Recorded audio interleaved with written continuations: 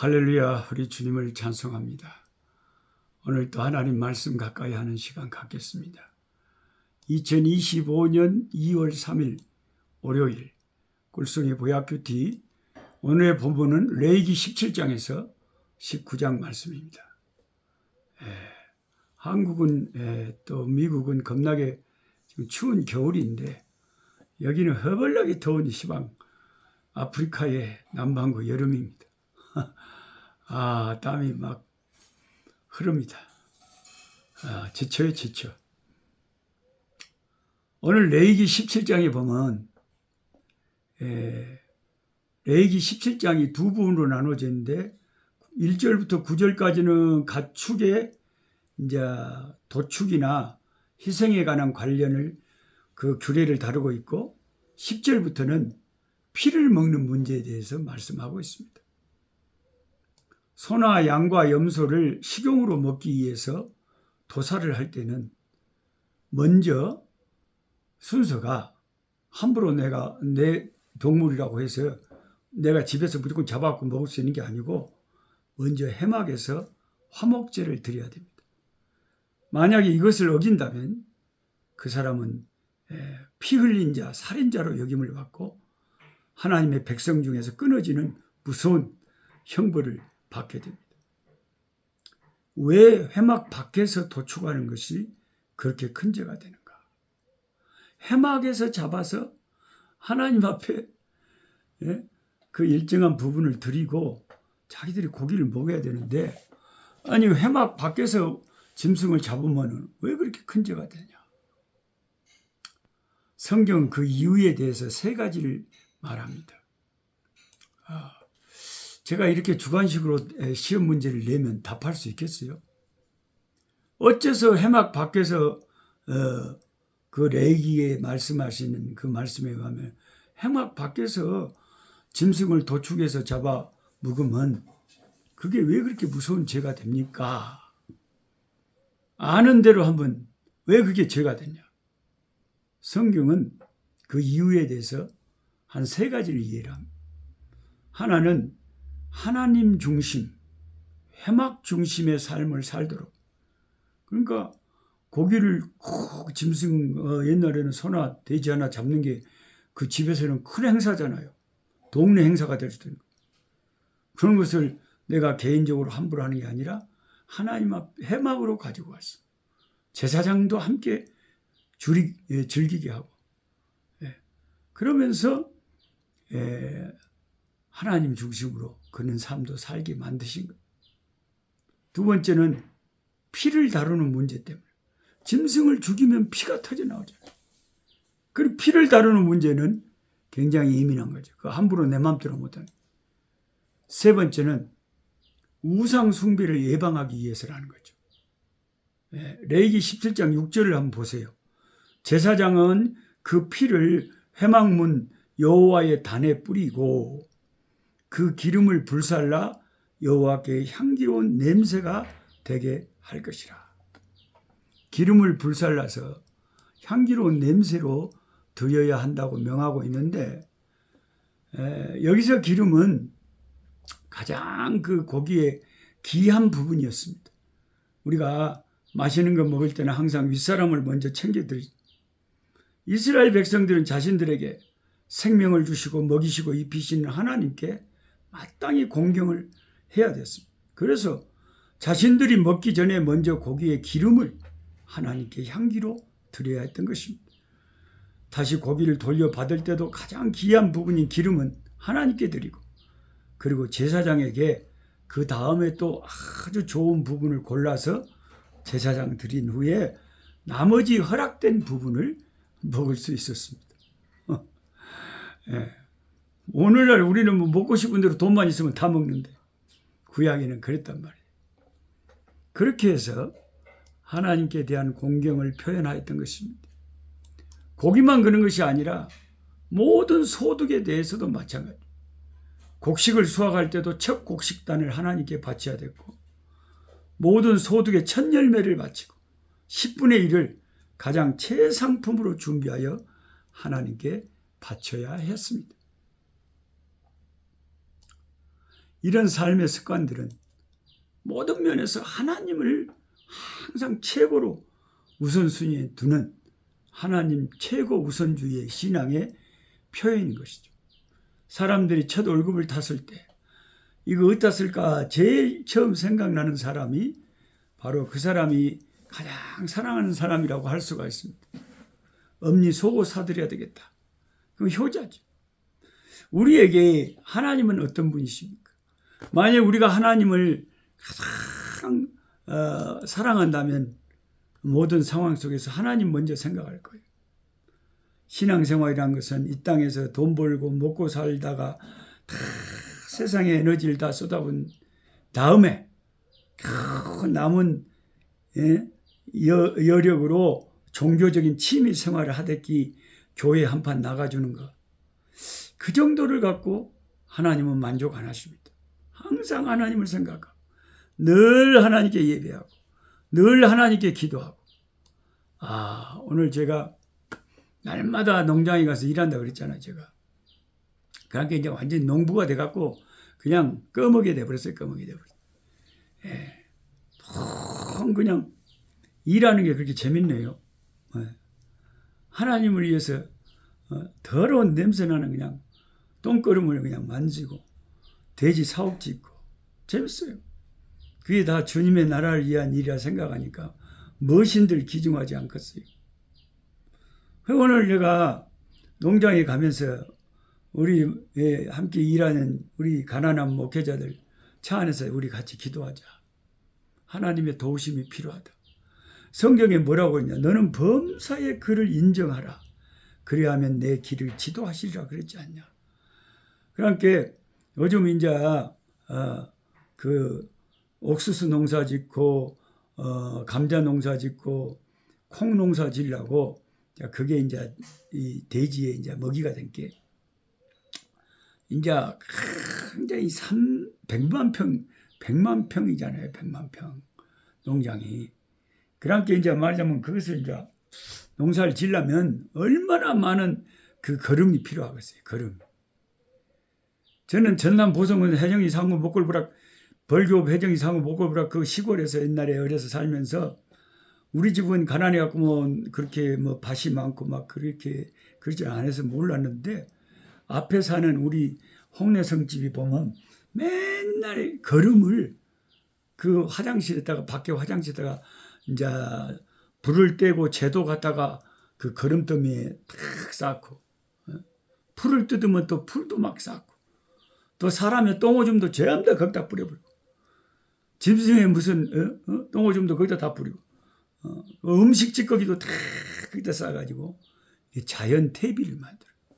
그래갖고 그것을 이제 농사 질 때 밭에다 갖다가 그 퇴비를 뿌려서 농사가 잘 되도록.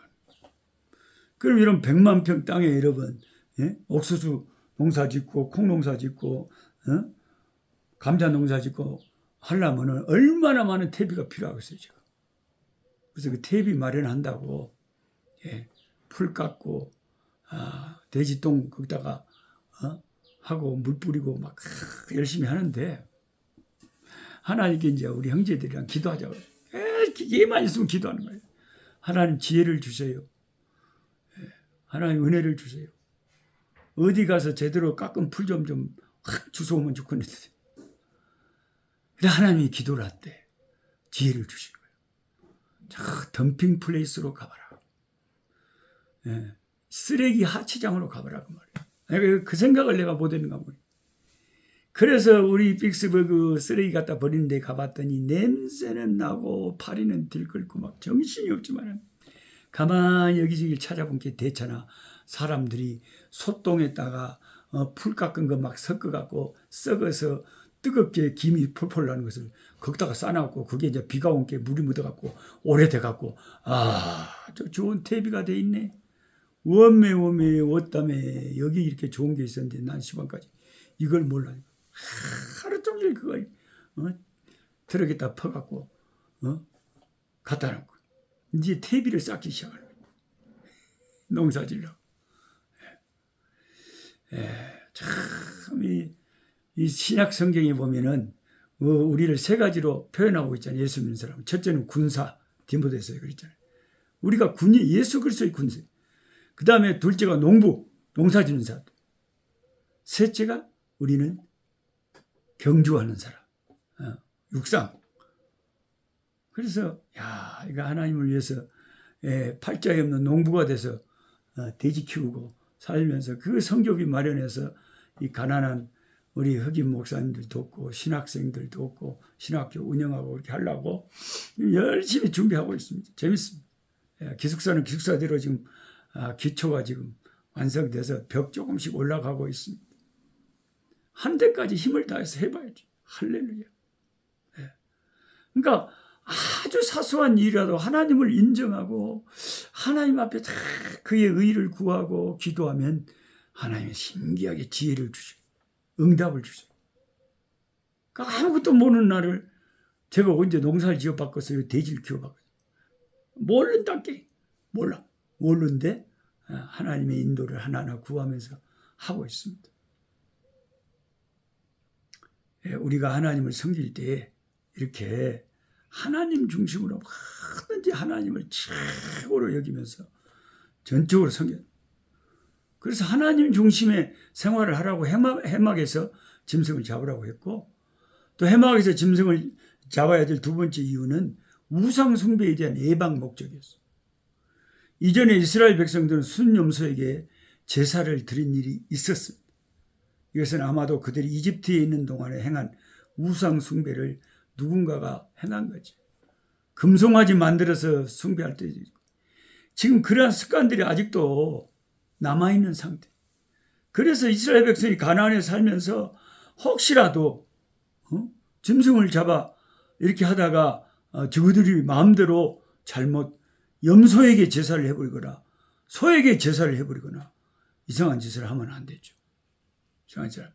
그래서 제사장이 있고 율법을 아는 제사장들이 활동하는 해막에 와서 짐승을 안전하게 잡도록 하신 거죠. 우상 숭배를 예방하고 원천 봉쇄하기 위해서 그런 것이다. 우리들의 신앙생활도요. 아예 유혹이 될 만한 것은 원천 봉쇄가 최고. 아예 처음부터 안 해버려도. 우상 숭배가 해막 밖에서 내가 짐승을 잡으면 자칫 잘못하면 그 이방인들의 우상 숭배에 빠져들기가 쉬운 거예요. 그 이방인들이 높은 산에서 신들에게 제사를 지냈잖아요. 거기 산당을 짓고. 근데 이스라엘이 가나안을 점령해서 살면서 원주민들의 산당을 거의 제거하기는 했지만 완전히 산당을 제거하지는 않았어요. 그 산당이 남아있으면 그곳에서 짐승 잡고 제사 드리고 우상 숭배하면 큰일 나잖아요. 그래서 제사장들이 있는 해막에서만 짐승을 잡게 했다. 여로보암 왕이 베델과 단에서 그 북이스라엘 첫 번째 왕, 제일 그 북쪽인 베델과 그 남쪽인 베델과 위에 단에서 여호와 하나님을 예배하게 만들었잖아요. 근데 그것이 우상 숭배인 이유는 뭐냐면 금송아지 형상 때문이기도 하지만 그 무엇보다도 장소가 예루살렘이 하나님이 택하신 장소가 아니었기 때문에 그런 거죠. 구약에는 내가 예배를 드려도 내 맘대로 아무 데서나 드리면 안 되고 하나님 앞에 해막에 나가서 하나님이 정한 장소에서 예배를 드려야 했다는 것입니다. 신약에 이제 돌아오면 어떻게 됩니까? 장소가 예배의 정통성을 결정하지 않습니다. 예수님은 요한복음 4장에서 사마리아 여인에게 여기서도 사마리아에서도 말고 예루살렘에서도 말고 그게 중요한 게 아니고 오직 영과 진리로 예배를 드리는 자를 하나님이 찾으신다. 신령과 진정이라 이 말은 더 이해하기 쉽게 말하면 영과 진리로 예배를 드립니다. 성령으로 거듭난 영혼이 예수 십자가의 진리를 가지고 예배를 드릴 때 아버지가 받으신다는 거죠. 이제 신약에는 어느 장소에서 예배 드리냐, 그냥 예배당 잘 지어놓은 그곳에서 예배 드리니까 오늘 예배 잘 드렸다, 그런 것이 아니라는 거죠. 신약에 오니까 우리는 어디서나 초막이나 궁궐이나 내 주 예수 모신 곳이 그 어디나 하늘나라. 장소가 중요한 것이 아니라 예수 그리스도를 의지하고 예배드리는 게 중요하죠.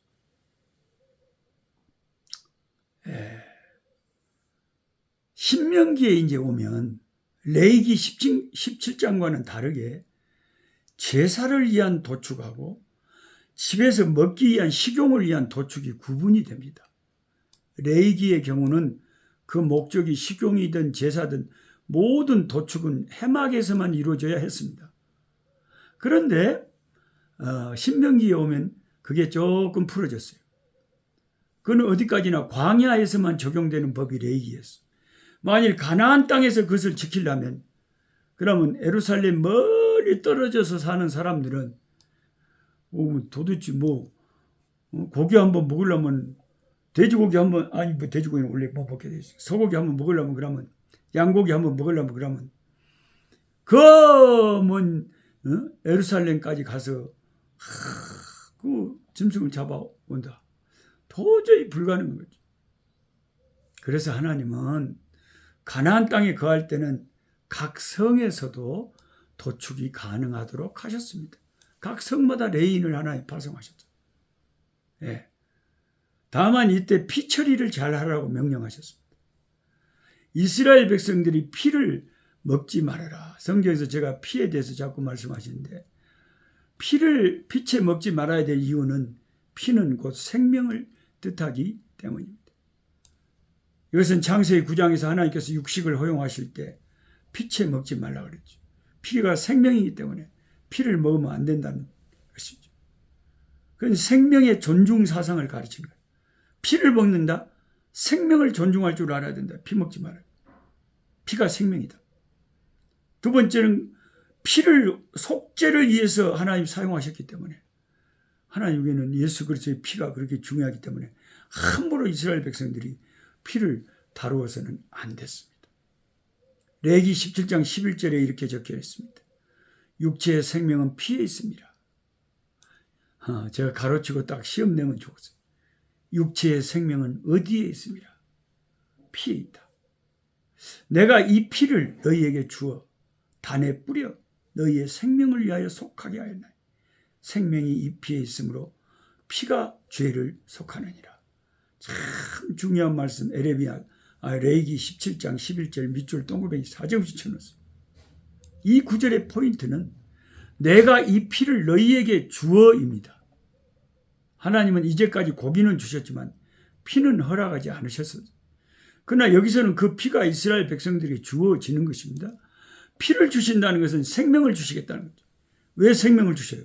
그래서 사람이 지은 죄를 속하기 위해서는 반드시 생명의 속전이 지불되어야 했기 때문입니다. 이 세상에서는 죄를 지으면 그 죄가 크지 않은 경우에는 벌금을 물어서 석방될 수 있습니다. 그러나 하나님 앞에서는 지극히 작은 죄라도 그 죄값이 사망이에요. 생명을 지불해야 돼. 그 생명은 그 가치가 천하보다 귀하기 때문에 천만금을 주어도 속죄할 수가 없습니다.